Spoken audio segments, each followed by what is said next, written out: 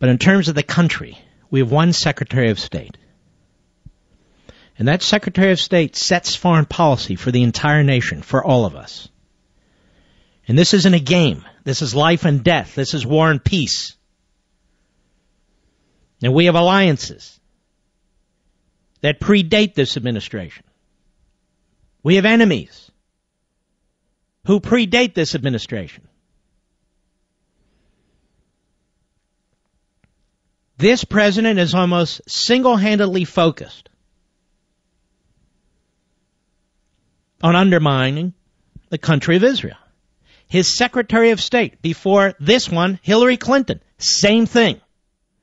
I don't care if she was from New York and this jerk is from Massachusetts. They're showing their stripes, aren't they? Over at the Daily Beast, Josh Rogan got an exclusive. Kerry warns Israel could become an apartheid state if there's no two-state solution to the Israeli-Palestinian conflict soon. What is the Gaza Strip? Will somebody please tell me that? What is that?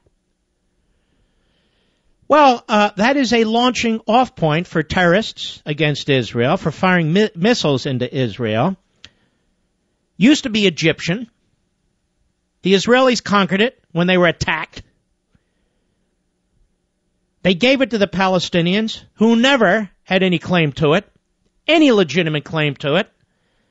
And now the most radical terroristic elements in the Palestinian movement are there. Now they're supposed to surrender the West Bank. The West Bank, which historically was Jewish. And what? Bethlehem too, which I believe historically was Christian. You Christians know. But the whole damn thing apparently belongs to the Palestinians. Who knew? It's right there in the Bible. No, it's not. But that aside, this is Kerry, today, modern times. If there's no two-state solution to the Israeli-Palestinian conflict, Israel risks becoming, quote, an apartheid state, unquote, Secretary of State, not basketball team owner. Secretary of State John Kerry told a room of influential world leaders in a closed-door meeting Friday. And you see Josh Rogan at the Daily Beast got a tape of this. A lot of taping going on. Wasn't the only controversial comment on the Middle East that Kerry made during his remarks to the Trilateral Commission, a recording of which was obtained by the Daily Beast. Kerry also repeated his warning that a failure of Mideast peace talks could lead to a resumption of Palestinian violence against Israeli citizens. It's almost as if he's encouraging it, daring it. Really? Well, if you don't do this, you're going to be attacked. Kerry also said at some point he might unveil his own peace deal and tell both sides take it or leave it. I guess he could say, I have a pen and I have a phone. Maybe he could pull one of those. You know, I was thinking about this today. Obama and Kerry treat international relations the way they treat the Republicans in Congress. If you don't do what I say, I'll do what I want anyway. Or I'll just walk away. That's what they do. A two-state solution, Kerry told this group of senior officials and experts from the U.S., Western Europe, Russia, Japan, and so forth, will be clearly understood as the only real alternative, because a unitary state winds up either being an apartheid state with second-class citizens, or it ends up being a state that destroys the capacity of Israel to be a Jewish state.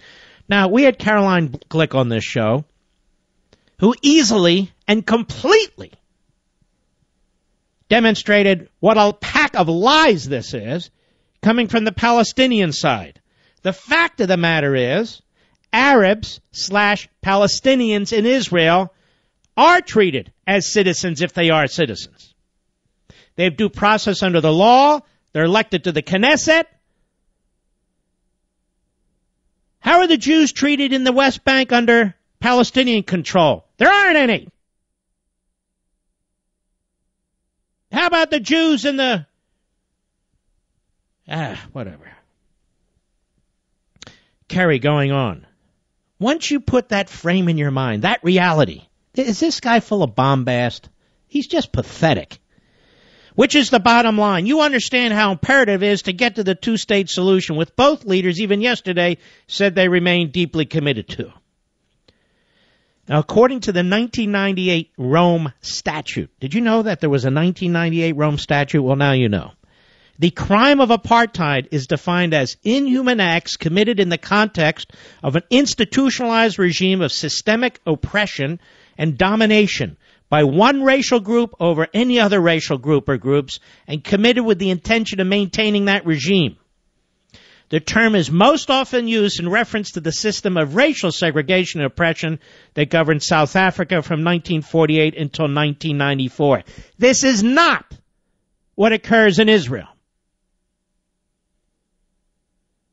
Leading experts, including Richard Goldstone, a former justice of the South African Constitutional Court, who led the UN's fact-finding mission on the Gaza conflict of 2008 and 2009, have argued that comparisons between the Israeli treatment of the Palestinians and apartheid are offensive and wrong. And he wrote in the New York Times a couple of years ago, one particularly pernicious and enduring canard that is surfacing again is that Israel pursues apartheid policies. It's an unfair and inaccurate slander against Israel, calculated to retard rather than advance peace negotiations. Well, there you go. That's John Kerry. And not a word from the President of the United States. He'll be asked about this clown who owns the Clippers, and he'll have plenty to say, but he'll never be asked about his Secretary of State. And even if he is, he'll mumble through.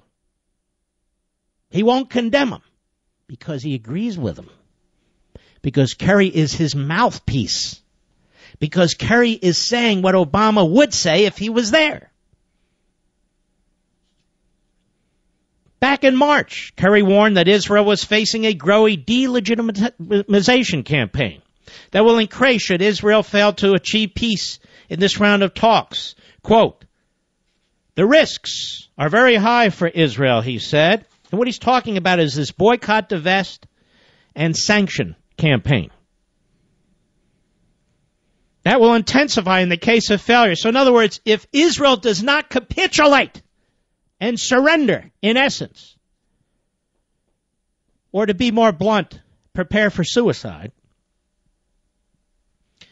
well then, we can accuse them of apartheid, because that's what's going to happen, Kerry says. Or this boycott, divest, sanction effort will kind of rise up and become more intense.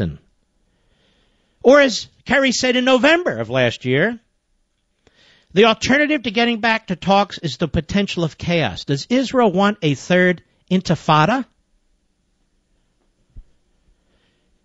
Do you say this about an ally?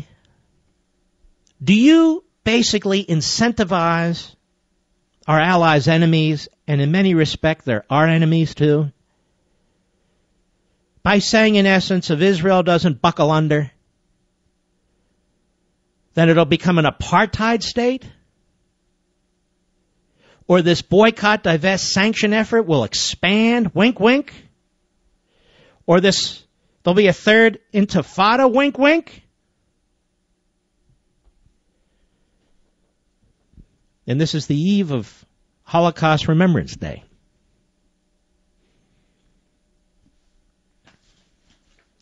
And nobody gives a damn. And he's the Secretary of State. So everybody, forget about the Secretary of State. Forget about what's going on. Forget about life and death, war and peace issues. Because now we're focused on the NBA, and we're focused on this owner. And we're going to focus on him at least for, 2 weeks or a week. And we're going to all condemn him, as we should. He'll either be forced out or something will happen. Whatever it is, it is. And they'll go on their merry way, truthfully, unaffected. Unaffected. The owner's unaffected. The millionaires who play the game unaffected. They won't miss a check. But in the meantime, there's real life and death stuff going on. and the Secretary of State should resign. I know he won't, but he should, because he's pathetic. And let me repeat,